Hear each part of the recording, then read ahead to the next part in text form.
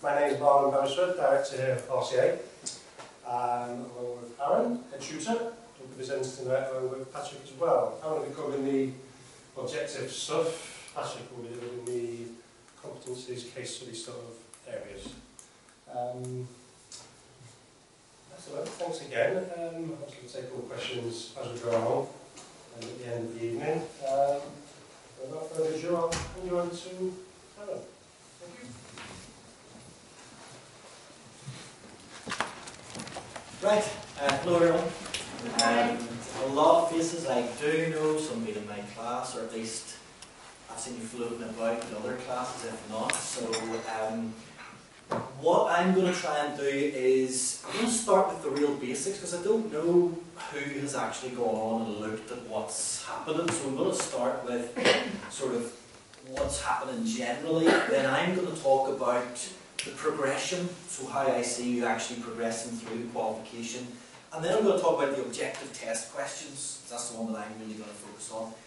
Patrick Barr there, he's going to cover the case study, because the case study, there's a few quirks in it now. It's not just going to be as straightforward as, let's say, the longer form questions that you'll be used to. So there's a few things you need to understand before you see the case study stuff. So let's start with the basics. Okay, so what I'm going to try to introduce here is some terminology, so you can think to yourself, right, okay, when he's talking about that, that's what it means. So the first one is objective test questions. Anyone know what the objective test questions are? What does that mean? Multiple choice, basically multiple choice. So is it all going to be like A, B, C, D? Is that the way it's going to work? Anyone done the practice exams or anything like that? Fill the gaps, drag and drop. There could be fill the gaps, there could be drag and drop, there could be select multiple answers, so it could be like select 3 of these answers or something like that, but they're all going to be short form questions. They're all broadly going to be 1.5 marks. So it's going to be, it comes up and you either know it or you don't. Okay? So that's where I'm going to talk about in terms of preparation for that, timetabling for that sort of thing. Now the next thing that we need to know on the basics is case study. So the way this is going to work, you're going to still have the 3 levels. You're going to have operational, management, strategic. You're still going to have the F1, P1, E1. But after you've done the objective test questions for F1, E1, P1, there's going to be this case study exam. Okay? Now, it's still going to be done on the computer.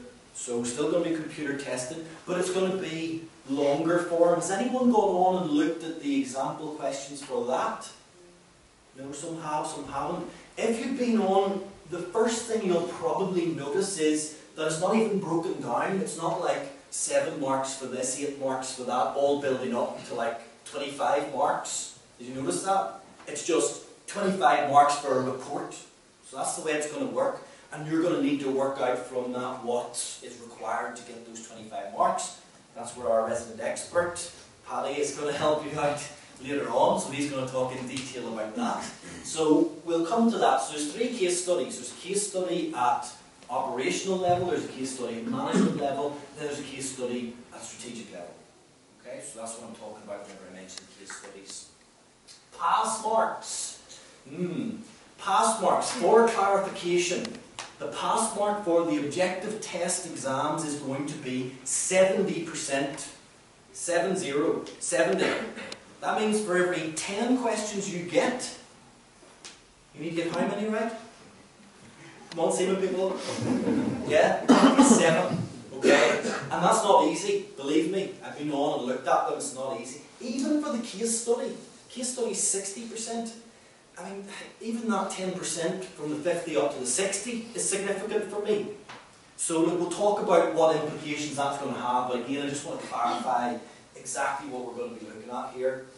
Computer-based exams. So yes, as I mentioned, all of the exams are now on computer. You cannot do a paper-based exam. It doesn't exist.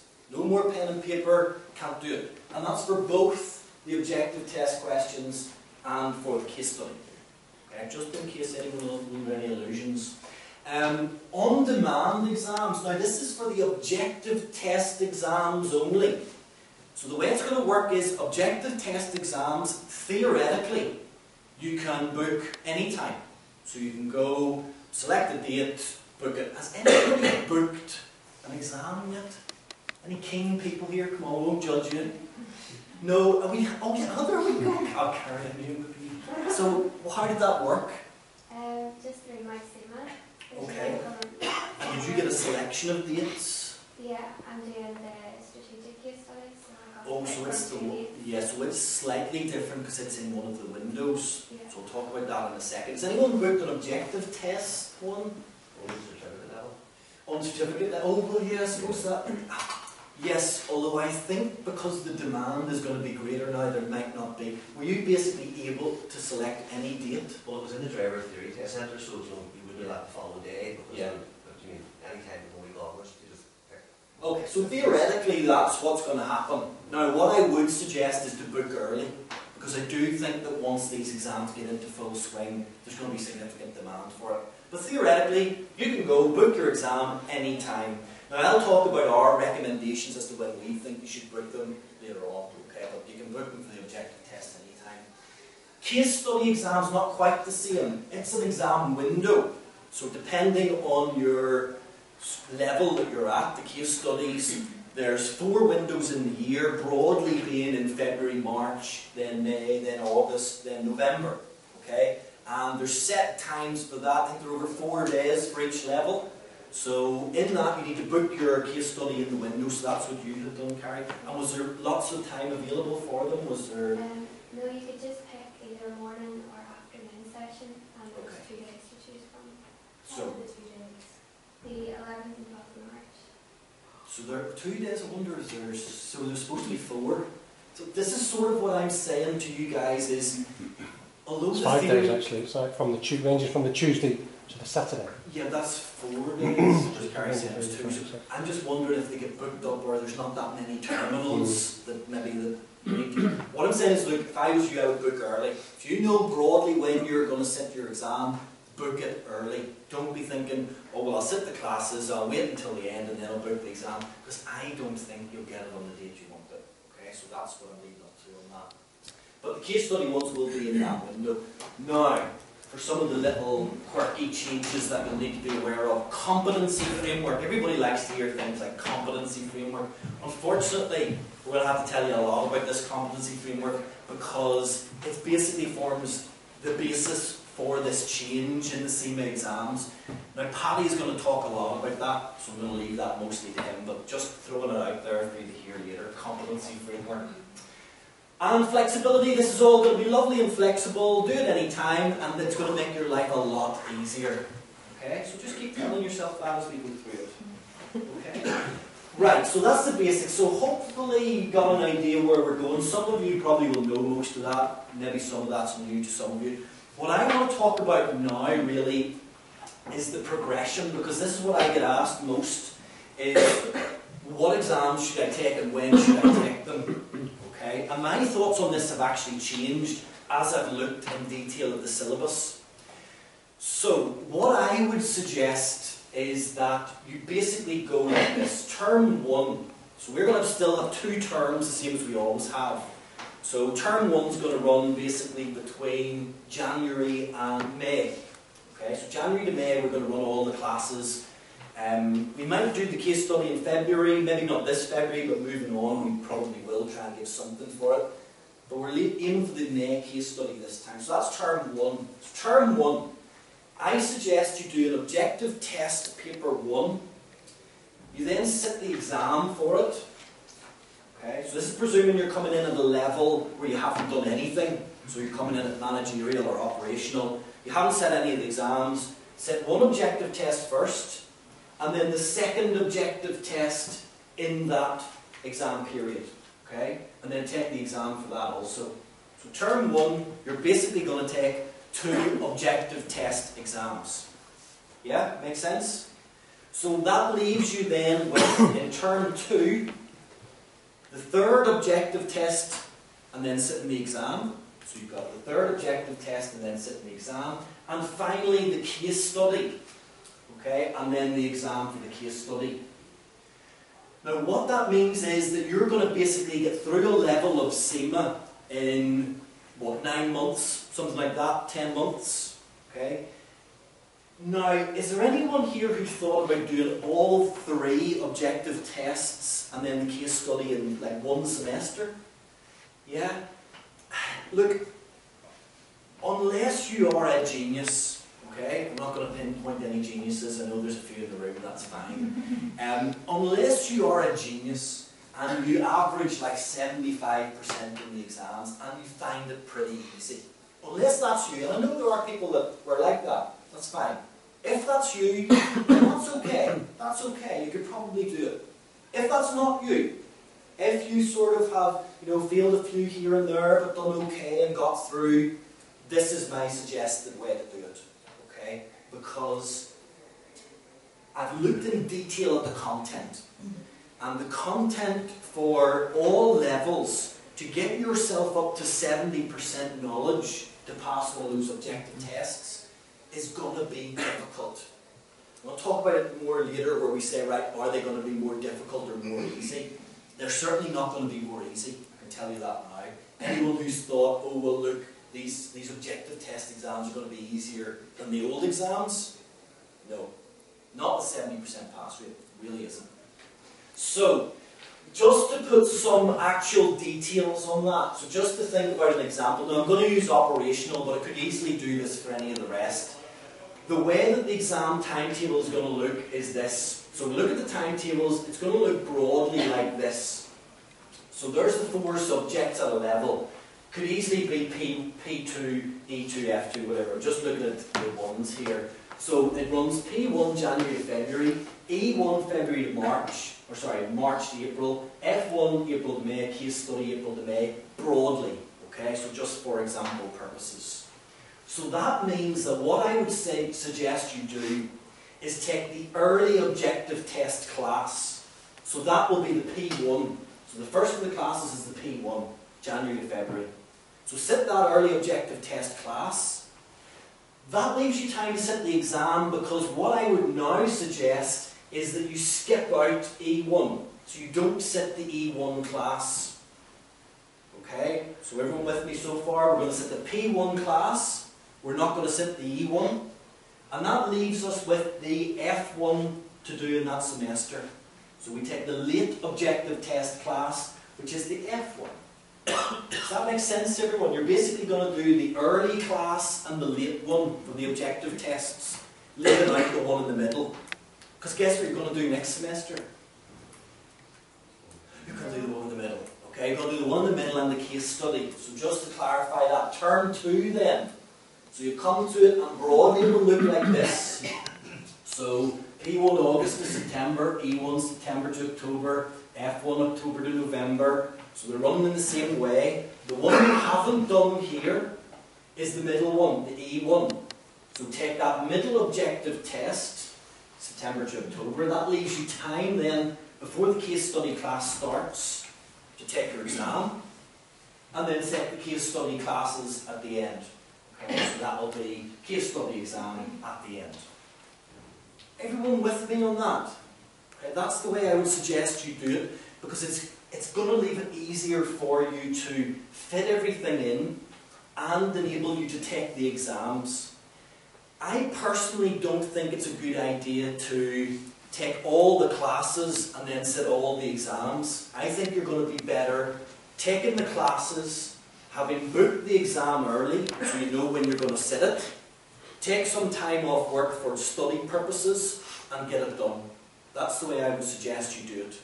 Okay? Now, if you come up with your own way to do it, that's fine. But this is the way I would suggest you do it. And this is the way our timetables are going to be set up to enable you to do it. They're basically going to run concurrently, so you're going to have them one after the other. Does that make sense to anybody? Yeah? Just a quick question. Yeah. We've only got like E2 to do, so Yeah. Yes. Is there going to be a case study class in the first term? Yes, there is, because if you think back to the first one, yeah, there's always going to be all the classes. So every 6 months, all the classes will run. So this is just a suggestion for you as to which ones you select. Okay. Yeah. Anyone else? Let's just clarify anything while we're on that. Anyone burning questions? Yes? I'm in a position where I get the waiver from F1. Yes. That's it, case study exams. Yes. I'm assuming I still have to take the F1 class because I have to have a knowledge for the case study and for F2. Yes, And well, the way funny, I was timetables just... are sitting at the minute, F1 runs clashes with the case study timetable. It clashes with the operational case study, does it? Yeah. It's April, May isn't it, F1? But it actually clashes with the... These two classes clash. Okay, well, we... Listen, don't, I said to Francis earlier, with the case studies, don't take them as read, there's a bit of we will move stuff around if need be. They're not set in stone. I don't think that would happen in the final timetable. I think we just had to get something up there to give you an idea of how it's going to be structured. And no, we can't have that, so no, you'll be able to do that. Just on that though, you're right, I would be very reluctant to try and set that case study without the F1 knowledge at least, as well as sit the exam or not. Anyone else? Okay, so that's the examples of how I think you should actually go about sitting the classes. What about these objective test question papers then? So what sort of things should you be thinking about here? Well look, the way I would think about it like this is that under the old syllabus, this is the way I would say that you would pass a subject. You would get the knowledge. Okay, so anyone who's been in my classes, you'll know that that will involve me going over pretty quickly the content and then doing an exam question on it. And what I always said during that was, look, if you know the basics of this really well, and then you practice lots of questions, you're going to pass it. Okay, that was what I would say. And allied to that, good exam technique. So that's the structure I would have said under the old syllabus that would get you through it. So basic knowledge, lots of practice, good exam technique. It's going to be slightly different under the new syllabus. So for comparison purposes, your knowledge is what do you think here? It's going to be bigger. Okay, it's bigger. You're going to need more knowledge. Now, why do I say that? Because in these objective test questions, you either know it or you don't know it. Let's say, I was talking to someone earlier, I gave the example of Porter's 5 forces. Under the old syllabus, if you knew 3 of the 5 forces and you got a question on it, you could probably still pass. Because you could cover the 3 of them and discuss them in good detail and get probably 60%. And that's going to pass you, isn't it? Well now, if you get an objective test question and it says which of these is not one of the Porter's 5 forces and it's one of the ones you don't know, how many marks are you going to get for that? None. Okay? So if you don't know all 5 of Porter's 5 forces, you're not going to pass. Okay? And not just that, you need 70%. So if you go in underprepared, you're just simply not going to pass. It's just a different kettle of fish altogether. So your knowledge is going to have to be much greater for this, I think, than it was for the previous exams. The practice, well look, if you've been in my classes, you know I wasn't going to make the practice any less. You're still going to have to do practice ad infinitum, so you're just going to keep practicing and practicing. And the exam technique, well look, the exam technique, there's no doubt, is going to be a little bit less from the objective test questions. There is some exam technique that I'll talk about in the classes, but it's more going to be the practice and getting over the knowledge and the content and understanding that. Now, that's going to be different for the case study. Do bear in mind, I'm only talking about objective test questions here. A case study, exam technique is going to be a massive factor, a really massive factor. Okay, so that gives you an idea of where I'm going with this. So, just a couple of things. E2 example, you maybe can't even read that well. But all I wanted to do was point out here that this asks for 3 things to be successful as a manager of change, a project manager will, and you have to select 3 of them. And all of them actually sound fairly reasonable. So if you don't know that content, inside, I didn't even look at the answer to that, I don't know what the answer is when asking. So, but the point is, you can select 2 of them and get the other one wrong, and it's still wrong. You're going to know all 3. Or, for example, another one was, according to Tuckman, members need to set agreed standards and allocate roles in which stage of the process of group formation. Paddy? I'm pretty sure it's the forming stage. But my point is, if you didn't know Tuckman's model, and all the stages, you just simply aren't going to get these questions right. It's not going to happen.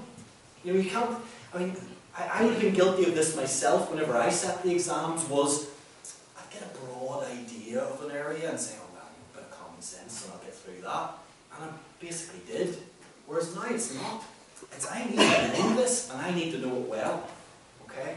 So hopefully those just give you a bit of an idea. There's no point in me going through lots and lots of questions, but you see what I'm doing with that. Okay. Other things to be aware of, things that I think are crucial, okay, and things that really change the force of the exams. For example, and actually this might not apply for this year, no calculator. So they have done a waiver on that for this year. Were you aware of that? No, well, so it says on the site, but things are a little bit in flux. You don't have to use the online calculator that they have on screen. Has everyone noticed that? Did you see that? So rather than bringing your own calculator in, you don't have to use that. Now, they have said that for 2015 you can bring a list of authorised calculators in. I would certainly do that, because even just getting to grips with using their calculator is a difficult thing. So that's something to think about and be aware of. No paper yet. This was one that really struck home to me. You're not allowed to bring pen and paper in. So you can't sit and make notes and then go back to those notes and check and then go back to maybe an answer. That, you know what, that doesn't matter anyway, because you're not going to have time to go back to an answer. You might flag up answers that you say, oh, I'll come back to that at the end. Guess what? No chance. I would be... Sorry? Could you do it in Word and Excel if you wanted to quickly work out something? I don't think that you'd be able to open them. Word system isn't, but it has a notepad with Yes, it has a notepad, but it's not going to be a spreadsheet. It's just going to be a word processor. So no, there's not going to be. It's their online authorised calculator only. Okay. And in terms of the paper, what you are going to have, as again, this is open to change, but as I understand it, you're going to have a little whiteboard. So if you want to do a presentation to everybody else in the hall, that's fine. You can get up, do it on the whiteboard. Or you can just use it for like doing little notes and so on, but you're going to wipe them out after each question. So it's not like you're going to be able to do notes for question 32 and then go, oh, well, where's my notes for question 32? I'll go back and have a look at that. You can't do it that way. Okay, so that's part of the exam technique. So no calculator, no paper, any other important things. Yes, you can flag questions to go back to them, but what's the problem? Not going to have time. Not going to have time, but you can do it theoretically. Time constraints, I've already mentioned that. No workings, so this is something as well. Like, thinking about it, now F2ers, those who've done F2 with me, where did I say you're going to get most of your marks? In the workings. You're going to get your marks for the workings here? Going to get any marks for workings here? No. No marks for workings. So, anyone who's been in my F2 as well will know this would be a problem for me. Because I would have a tendency to like put all my stuff correctly in the working and then add it up and get the wrong answer at the bottom. That's not going to be good, because that's the answer that's going to go into your screen if it's one that's written in or on select. So, you know, be aware of it. No working's going to be there. It means you're going to have to be decisive. So when you come to class and I talk to you about what we need to do, you need to get decisive. There's no dilly-dallying. There's no thinking, well, I remember we talked about this in class. Let me think. It was a sunny day outside. The birds were in the trees. I remember seeing a fox. I was looking out the window. There's a fox over there. What's going to happen then? You're going to run out of time. You're going to look at the question, and do you know what, guys? You're either going to know it or you're not going to know it. So you just select it. Either you guess it if you don't know it, or you select the right one and move on. Forget about it. Get on with the rest of your life. Okay? So be decisive when it comes to it. Again, I mentioned it. It means you're going to have the knowledge. If you don't have the knowledge, you basically can't be decisive. And lastly on this, technique. So the technique is going to surround practicing the questions, learning how to eliminate the ones that are incorrect, and then moving through the correct answers as quickly as you can. Okay, so that's broadly what we're going to do to pass them. Anyone any questions so far? Anything you just thought, oh, I'm not sure about that, or yes? How many questions is it? There's 90 questions, oh no, 60 questions in 90 minutes. 60 questions. I know that it still sounds okay, but that's still only 1.5 minutes for each question. Okay? So, and the thing is that, Paddy, they're not all going to have equal marking. There's going to be some sort of weighting mechanism built into it, isn't there? I don't think they're all going to be 1.5 marks flat. No, I think I that's don't think something. they are. Yes, there's going to be some weighting element to it, but you don't know that. It's not like it's going to pop up and say 3 marks for this, 2 marks for that. It's just questions. Just say 60 questions and you just have to do them. Okay? Anyone else? I was going to say it just sounds like a nightmare. I'm thinking, Well, look, do you know how you're going to get through it is. Go to ACCA. Well, you're going to. That changes You it know all. what? ACCA are going the same way. They're going the same way. They've actually, ACCA have changed most of their papers, at least the fundamental ones, to half multiple choice questions with a view to doing this. So it's all going the same way. And look, I know, it's funny, I was saying to some of the guys who are just starting CIMA, to them they're all over it, they're loving it. They think this is great, flexible, multiple choice, brilliant. It's you guys that are used to a different way. It's the change that's the problem for you guys. I understand that. Because it's the same for us. Because I'm going to have to change fundamentally the way I teach this. So the way to pass them is hopefully to follow what I'm going to teach you in terms of getting that knowledge. You know, for example, if you sat at home and tried to go through the textbook in the period of time that we're going to do it in class, you're just not going to do it. You're not going to get through that volume of material. So what we're going to try and do is streamline it, focus on the areas that are most important, that are definitely going to come up, but make sure that you know those other areas as well, and then just practice multiple choice questions till they're coming out of your ears.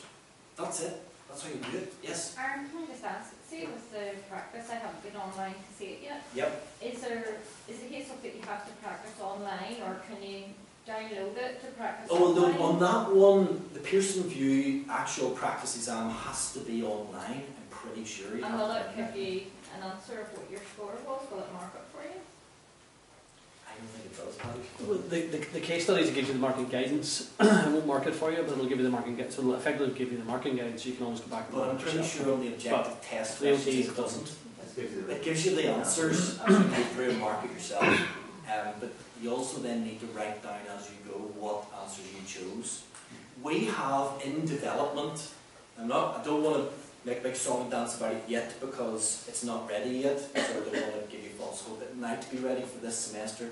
We have in development a website which is going to be question practice, where you can just go on and do lots of questions.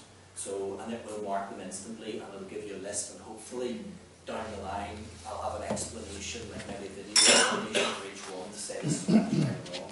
So that's coming. It's just, this is as new to us as it is to you, so it's just taking some time. so assume, sorry, Aaron, Yeah, sorry. that the questions are going to be easier to understand, because we were having a discussion about some, even the performance papers, trying to understand what you're being asked. So is this going to be clearer? I think so. This is something that I think you need to get your head around. I was going to say, when I have some frequently asked questions, one of them is, are the exams going to be easier? It depends is the answer to that.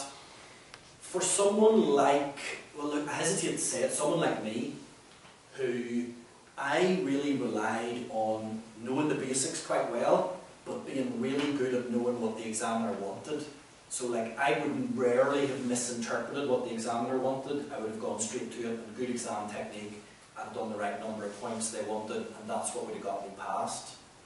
It's not going to be as good for me because you need to have more knowledge.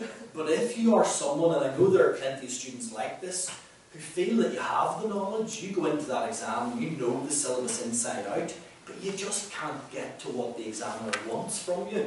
And you feel it and think, I don't know why I feel that. I think it's going to be better for you. Because if you know the syllabus well, and I have people in my classes like this where any questions I ask, they know it, and yet they fail the exam. And it's purely down to exam technique, or down to them not being really able to discern what the examiner wants.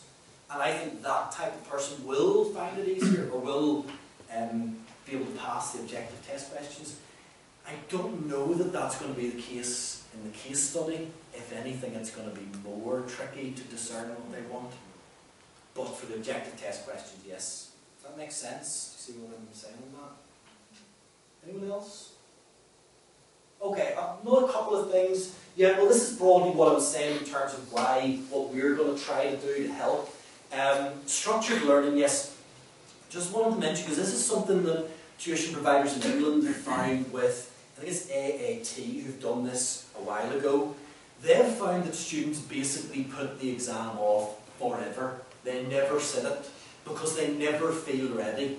If I came to you and said, when did you feel ready to sit your F2 or your F1 or whatever it was, did you ever feel ready? On the day when you were in the exam, did you feel ready to sit it?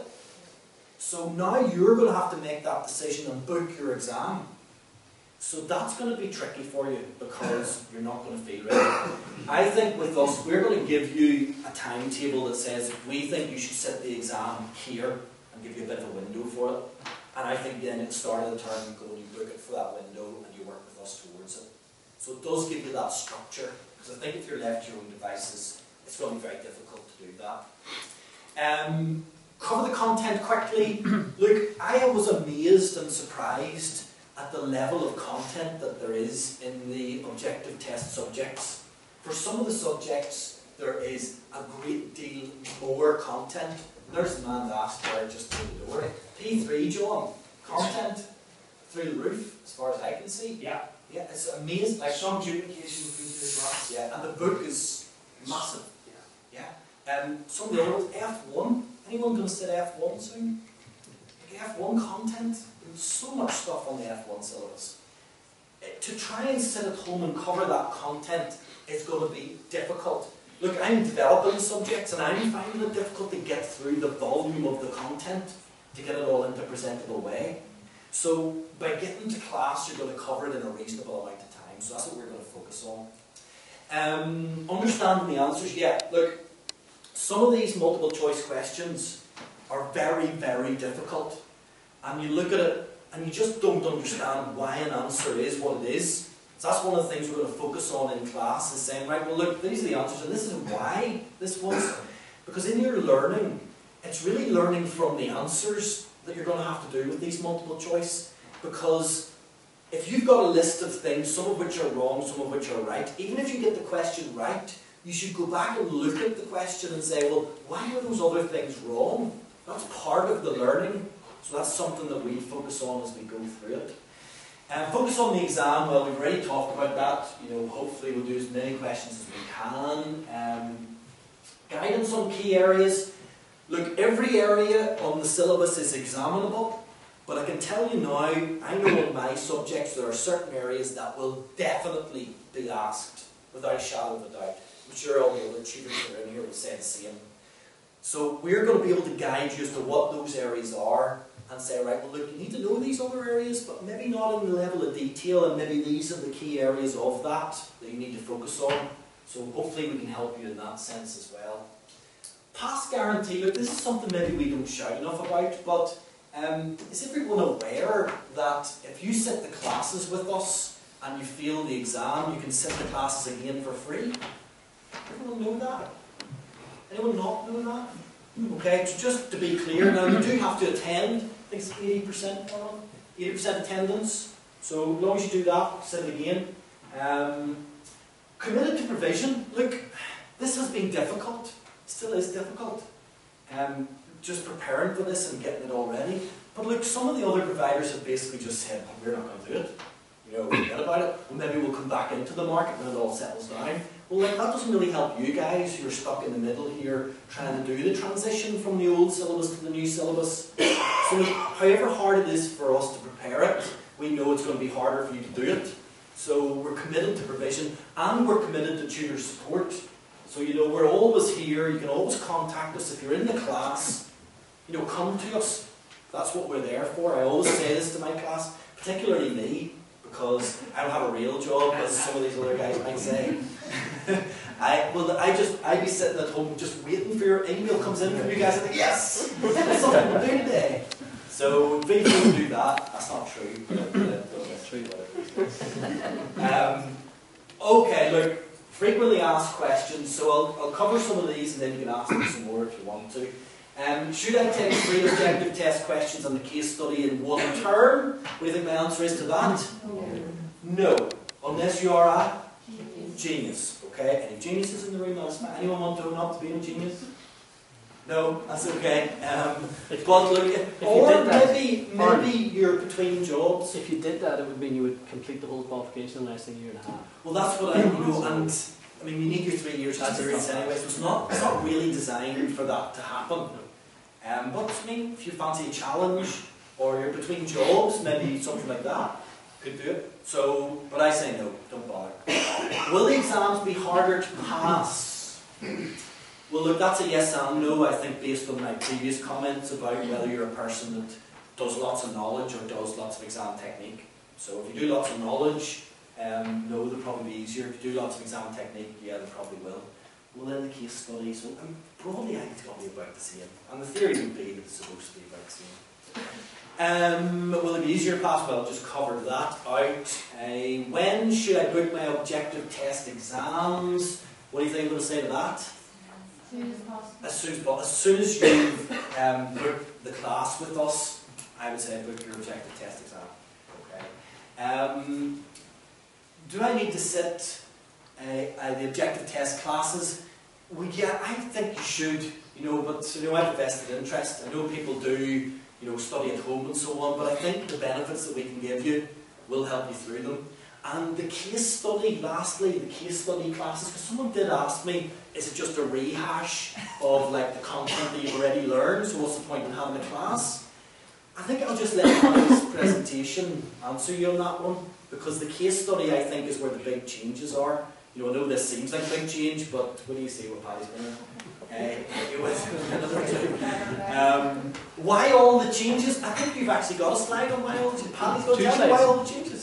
Just for fun is the answer. Just to keep you on your toes. Look, that's some of the one questions I could think of. Do you have any questions for me on the objective test and what I've covered? Anything on the case study will wait for Paddy. But has anyone else got anything burning they want to ask? Yes, sir, go ahead. Sorry, I'm just on the routes there that you yes, which is grand and going from right now, obviously as you know, yes, in between. Yes. So I haven't heard of the case study. Blah blah. Yes. But I guess then flexibility is nearly gone, and I even watched now because the pillar element's gone also. Yeah. So I have to just pass the standalone, then the case study, and then think about. Unfortunately, that's the case.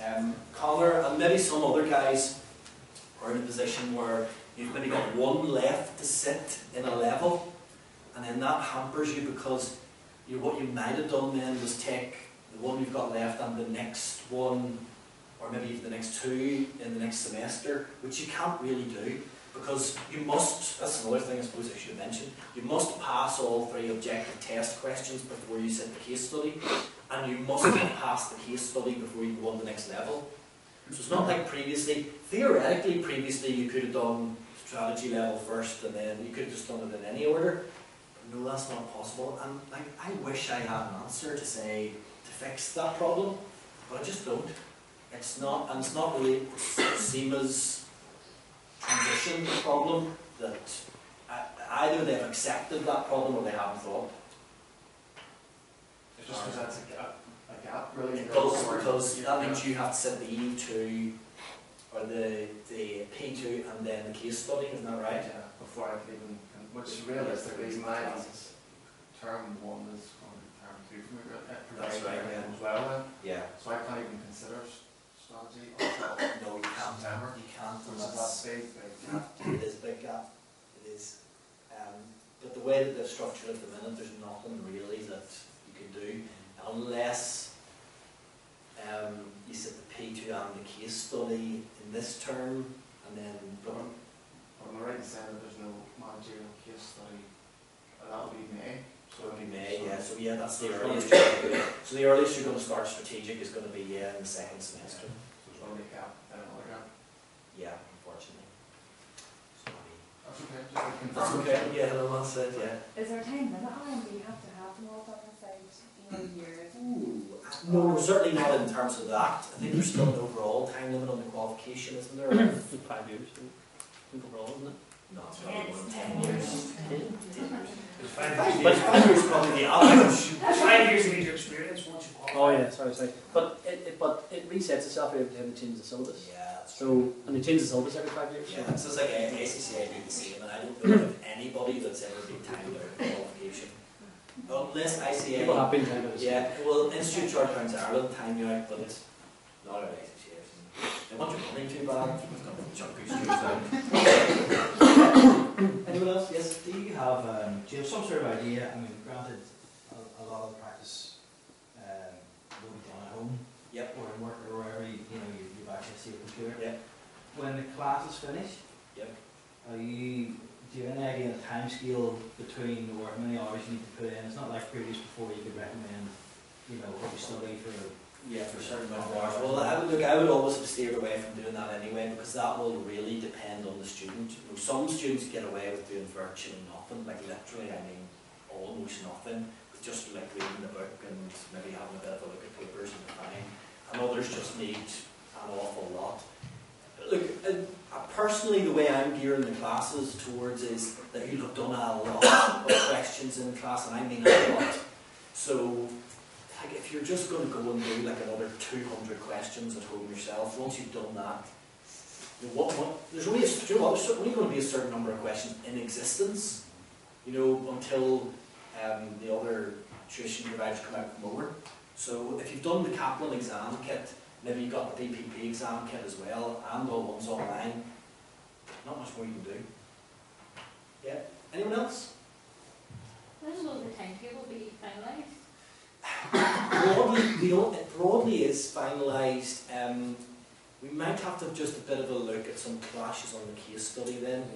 The problem for us, honestly, is that to try and cram it all in at this first semester that's happening, we're having to start classes early, and that means that students maybe aren't even aware that classes are going to start. So we're trying to hold off starting because we know that 2 weeks in we're going to get students coming and going, oh, classes start, what's going on here? I want to do this class, you've already started. And so it is a bit more condensed probably than it will usually be. But broadly the timetables are... The objective stuff is, yeah. It might just be the the case odd studies, might be class a that's bit gonna of be movement with changed. the case studies and so It should be fairly starting. Anyone else? So when is it starting? Is it starting? It's starting next week.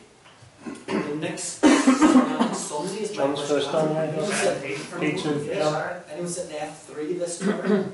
Booked it? Yeah. So if you have booked it, probably want to get booking because it's going to start. P2 starts as well. Yeah. I was talking to Mark, thinking about pushing them back a week, but I just don't think we can fit it all in, soon. But then, having said that, if you've got what's the one of the late ones, E3, some E3s, and if you've got E3 left to do, you won't be sitting until March time. It's just the nature of how it's going to be now. Yes, anyone else? Sorry, I haven't seen anything. Is there a change in the fees as well? Or? No, it might be just... Our fees or CIMA fees? No, ours. Yes. Ours fees. Inflation rate increase, very little. It's 375 for the objective classes and 425 for the case study classes. Yes, and the T4 class was more expensive. T4, that's less hours. So the cost have gone up a little bit, but broadly the cost of the qualification is about the same. Anyone else? Want me to shut up now? Yeah. Okay. That's the longest class I've ever done. Should we take a bit of a tea break, coffee break? Yeah. Well, do you want to have let's just take 5 minutes to digest that, and then while Paddy gets set up, and then we'll get this one Paddy's. Cheers, on.